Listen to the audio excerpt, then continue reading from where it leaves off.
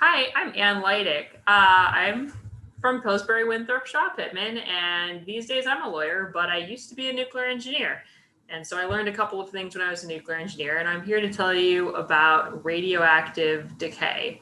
So radioactive decay is when one of the isotopes of an element decays into other elements, usually. What we're going to use as our example is carbon-14. Carbon-14 is notable because it's what they use for carbon dating. And carbon-14 is an isotope of carbon that has 2 extra neutrons versus your standard carbon-12. Carbon-14 in a living organism stays the same. It has the same ratio to carbon-12 as it normally does. But once that organism dies, carbon-14 decays in accordance with its half-life. Roughly half of it decays every 5,730 years. So every 5 that you get your amount of carbon-14 that you start off with, 5,730 years later, you have half of that. Another 5,730 years later, you have half of that again. And another 5,730 years later, you have half of it. Meanwhile, carbon-12 stays the same. It's a stable element, stays the same the whole time. So when they do dating of previously living organisms, the way that they can date them is by comparing the amount of carbon-14 to the amount of carbon-12, which stays the same. So that is how radioactive decay roughly works. All isotopes that decay radioactively have a half-life. The half-life varies significantly. Some of them have a half-life of 7 years, 14 years. Some of them have a half-life of millions upon millions of years, and they decay much, much, much more slowly. And then a large number of isotopes, of course, are stable and they don't decay at all. But for the radioactive isotopes, you can get a wide range of half-lives. But what we're going to look at is this is going to be a demonstration using M&Ms. And you're going to need 50 M&Ms, and you'll need M&Ms where the M is visible on them. And you're probably going to want to skip the yellow M&Ms because it's hard to see the M. So you want to make sure that you don't have any trick M&Ms that don't have an M on them. I had one. I had to get rid of it. It's tragic. I had to eat it. And we're just going to go through, and the M&Ms are going to demonstrate they'll be carbon-14 and they are going to decay. So move this so this can view the table instead, and you'll be able to see my M&Ms, hopefully. So there's 50 M&Ms to start with. That's 50, we're going to say carbon-14 atoms. And we're just going to hope that we get a sort of even distribution. So we're going to take the M&Ms that have their M side up, and those are going to be, let's make this visible, carbon-14. Those are still radioactive. And then the M&Ms with the M side down are going to have decayed. Carbon-14 actually decays into, oops, that's M side up, an isotope of nitrogen. It actually might decay into stable nitrogen. I don't know that off the top of my head, but it's not going to be carbon anymore after it decays. So it's going to be nitrogen instead. This is a little time consuming, so bear with me, but you should be doing it yourselves. So you'll be taking the same amount of time as me. And here we go.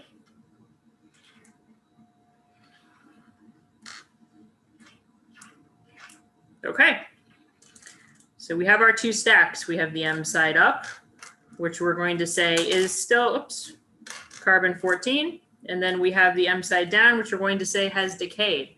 So we have how many carbon-14s left? 1, 2, 3, 4, 5, 6, 7, 8, 10, 11, 13, 16, 17, 18, 19, 20. It's not perfectly half, but that's okay. We have our little board here, which is not visible, but I'm going to make it visible. So we've started off with 50. That's a 50, and that's before decay. And after our first half-life, we're going to end up with 20. Now, real physics is a little bit more steady than M&Ms, so it would actually be 25. But what you're supposed to do is you're supposed to do this exercise multiple times and take the averages, and that will get you much closer to your perfect half-life decay. So this is our remaining carbon-14, and we're going to put it back in the bowl. Shake up the bowl again, and hope for the best. Now, we'll do the same thing. Remember, our nitrogen is off the table. It's gone. It's no longer carbon. That was what decayed previously. All we have left is our 20 carbon-14s. And it looks like what we have is, we have 1, 2, 3, 4, 5, 6, 7, 8, 9, 10. It's a perfect half. We have 10. So I'm going to write down 10 on our board. Right there, there's our 10. And we're going to do it again. Again, the nitrogen leaves, goes off the table. Shake up what remains of our carbon-14. We spill it again. And we have 4 M's. 4 M's showing. 6 nitrogens. Bye-bye nitrogens. And we write it down again. As you can see on the screen. So we've gone from 50 to 20 to 10 to 4 carbon-14s remaining. And we're going to go through one more half-life. It has been many, many tens of thousands of years now, because every one of these half-lives, again, was 5,700 years. Ah, and we only have 1 carbon-14 that remains. The rest are gone. So we made it to the end. So let's graph this. What does it look like? Let's see. Let's see if I can graph upside down. We're going to find out. There's our little chart. And what we're going to do, we started with 50 at time 0. And let's say this is halfway. So maybe this is 30 and this is 20. I'm just filling out my graph a little bit more here. So here's what it's going to look like. After the first half-life, we had 20 remaining. After the second half-life, we had 10. After that, we had 4. And after that, we were pretty much down to very little. So you can see the half-life graph.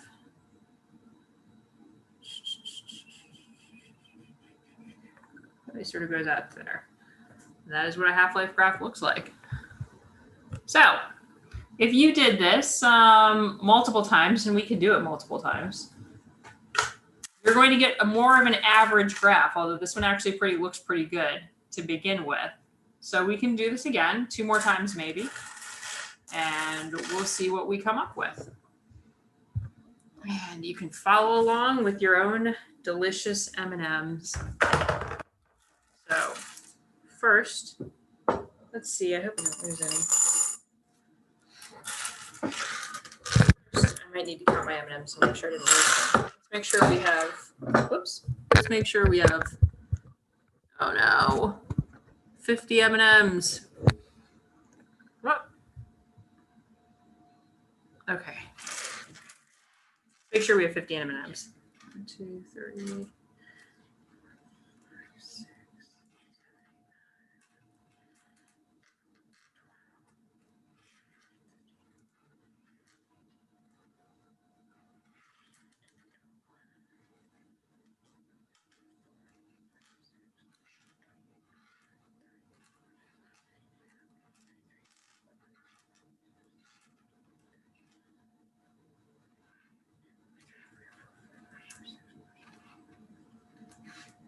Yep, 50 M&Ms.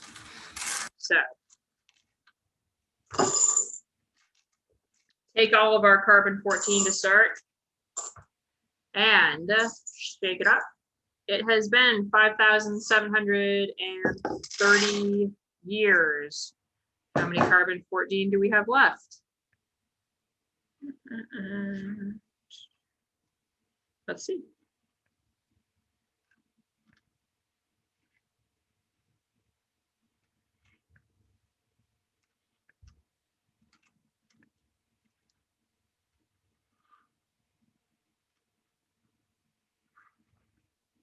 I think we'd mark more this time. It's good.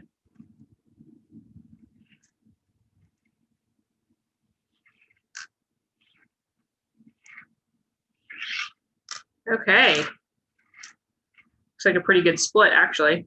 So we have 4, 5, 6, 7, 8, 9, 10, 11, 12, 13, 14, 15, 16, 17, 18, 19, 20, 21, 22, 23, 24, 25, 26, 27. More carbon 14 this time. Somebody keep track of this again.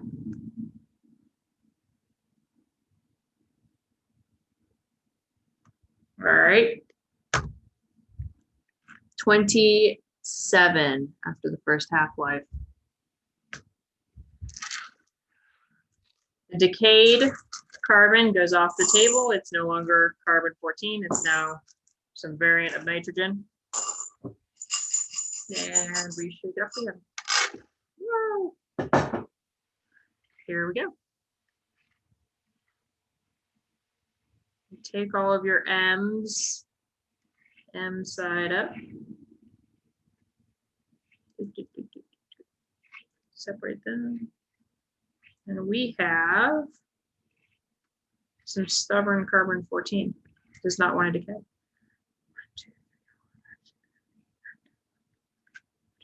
16. We have 16. Much higher numbers. Okay, nitrogen leaves. And we are on our third half-life. So like 15,000 years has passed. A very long time. 2.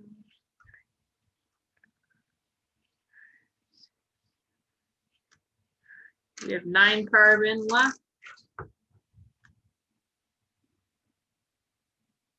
Okay.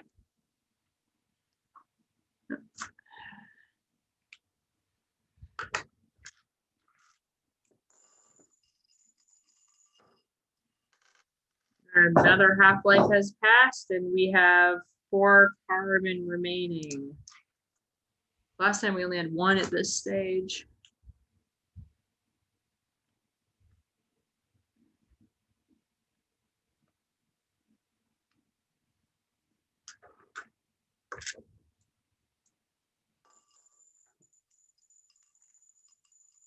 And 2 left. 2 left.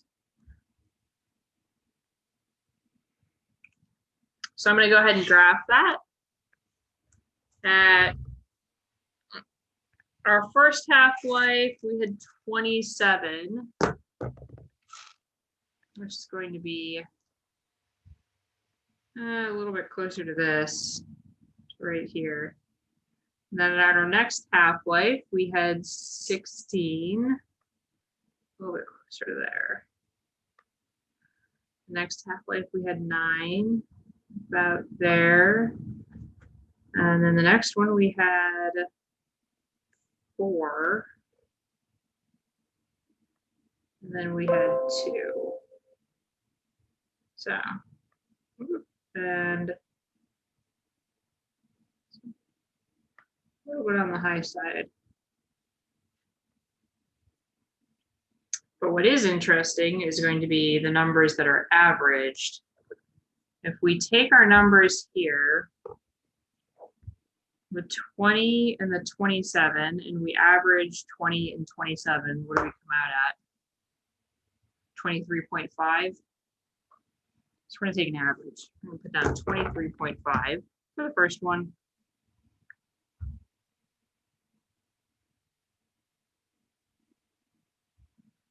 average. We're going to call this the average. And then the average of 10 and 16 is going to be 13. And then the average of 4 and 9,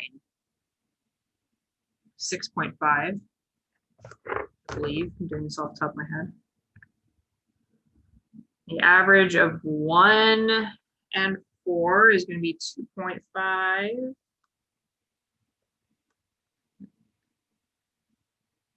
And we'll see the average of 2 and 0 is 1, even though it's kind of not. All right. So now I'm going to graph the averages. You're going to get pretty close to exactly half. It would be even better if we had a little bit more of a statistical number, a sample size, a larger sample size, which means more turns through it. But let's see, with 3 half-lives, we're at 6.5, which is right there. 4 half-lives, we're 2.5, which my graph starts to fall apart at that point because I can't draw. But you can imagine if I could draw, it would be much better. So this is what it looks like as an average. And that's a lot closer to a half-life graph. Also, realistically, you'd be able to split the M&Ms in half at one point. You wouldn't go down to 0. You'd just start going down to halves. So this would be 1.5. It wouldn't be 0. And that is half-life. There's a representation of half-life right there. It's generally what it looks like. Now, as I said earlier, well, this is the carbon-14 in this graph right here. If you added carbon-12, whatever it may be, I'm not sure what the ratio actually is. I think it might be similar. Carbon-12 just sort of stayed the same. And that's how they do the dating, is by taking a look at that ratio difference right there. That's how they do it. And that is a demonstration of how half-life works. It's more perfect in real life. M&Ms, of course, are not perfect. Delicious, but not perfect. But if you had real atoms, they would really decay half every half-life. That is how it works. And it's very predictable. It's very reliable. And it doesn't really deviate a lot, which is how we can date things to roughly the right time frame based on how much carbon-12 is there compared to the carbon-14. And that's just a demonstration of half-life right there. If you wanted a better statistical analysis, like I said, doing that about 5 times, 6 times, taking an average from there would give you a pretty solid representation of what half-life is. It would get rid of a little bit of the error that comes with using M&Ms instead of real atoms. But otherwise, that's generally what it looks like. Thanks for participating today. Hope you enjoy the M&Ms. And I hope you learned something. All right. Thank you. Bye-bye.